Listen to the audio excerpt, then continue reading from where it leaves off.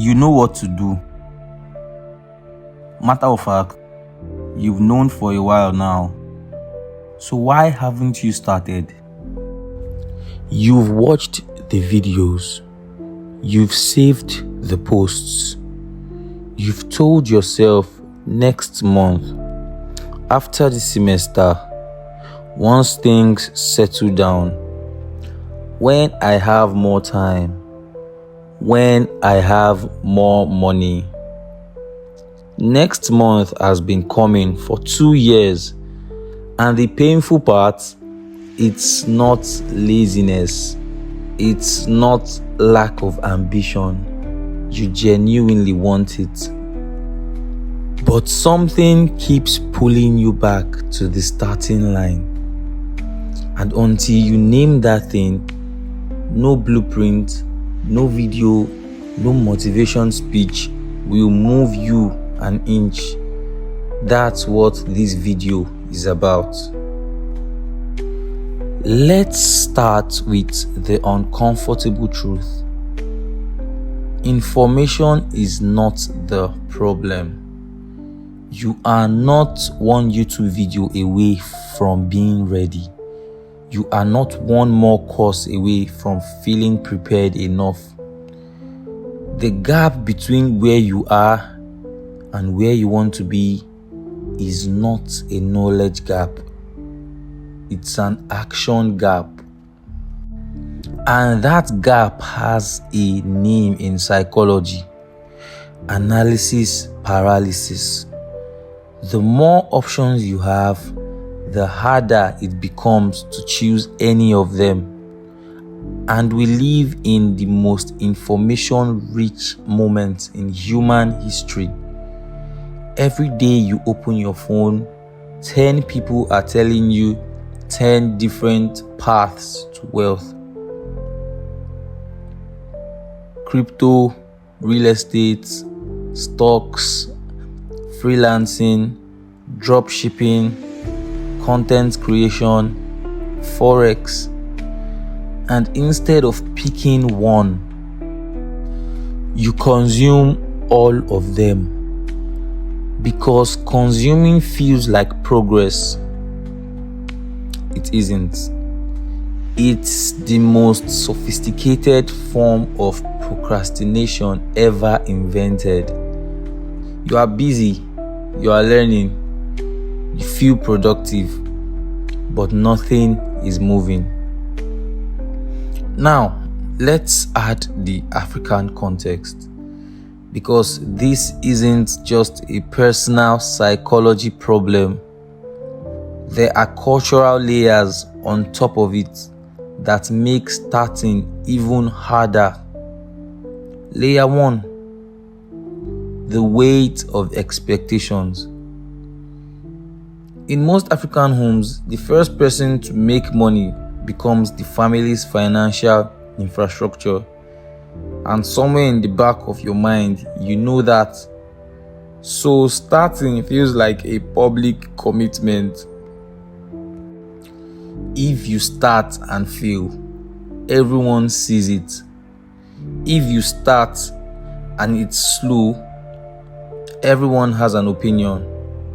So not starting becomes a way of protecting yourself from public failure. Layer 2: survival mode thinking. We talked about this in the first video.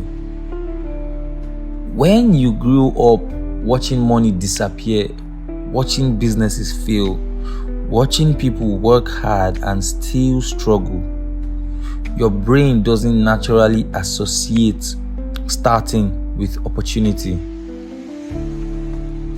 It associates starting with risk. Risk feels dangerous when you've watched people lose everything trying. And risk aversion isn't weakness. It's a rational response to an environment that punished risk for generations.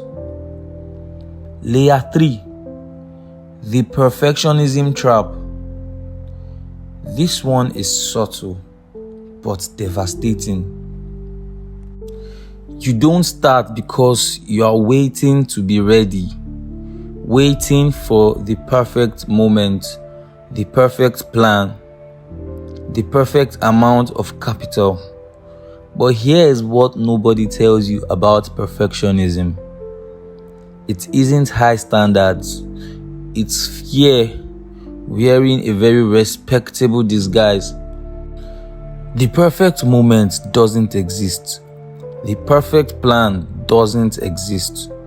Every person you admire who built something started before they were ready. Every single one of them. So how do you actually break through this? Because I'm not going to give you a motivational speech. Motivation is a feeling. Feelings are unreliable. What you need is a system that removes the need to feel ready. 1. Shrink the start. The reason starting feels impossible is because you're imagining the entire journey. You're not starting a business. You're sending one email. You're not building an investment portfolio. You're opening one account. You're not becoming a freelancer. You're completing one sample project. You don't have to start big. You just have to start. The size of the first step is a choice. Make it embarrassingly small. 2. Separate the decision from the feeling. Stop waiting to feel ready. Decide first, then feel later. Write it down. Today, not the full plan. One decision. I will open a $1 account this week. I will spend 30 minutes learning one skill today. I will send one cold email before Friday. Decisions made in clarity don't need to wait for motivation. 3. Make failure cheap. The reason starting feels dangerous is because the stakes feel enormous. So lower the stakes deliberately. Test small, spend small, risk small. A freelancer who sends 10 proposals and gets 0 responses hasn't failed. They've collected data. Every unsuccessful attempt is just the system calibrating. 4. Very important. Protect your start from other people's opinions. You don't have to announce it. You don't have to explain it. You don't have to defend it at the dinner table. Some things are built in silence and survive because of it. Not everything needs an audience before it has results. The people who built wealth didn't wait for permission. They didn't wait for consensus. They made a quiet decision in a room by themselves and started moving. You now know about the mindset that was installed. You now know about the silent tax eating your savings.